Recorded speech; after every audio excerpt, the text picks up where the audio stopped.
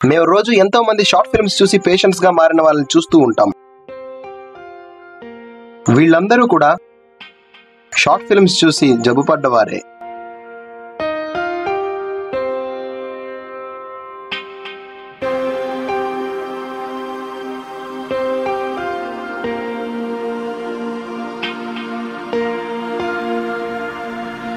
ఇది ముఖేష్ కథ. నా పేరు ముఖేష్. నేను ఒకే వారం పసివాడివి 4 షార్ట్ ఫిలిం చూశాను. నాకు ఇప్పుడు అంతుపట్టని వ్యాధి ఏదో సోకింది. బహుశా నేను ఇంకా షార్ట్ ఫిలింలు చూడలేకపోవచ్చు. దురదృష్టవశాత్తు మేము ముఖేష్ ని కాపాడలేకపోయాం.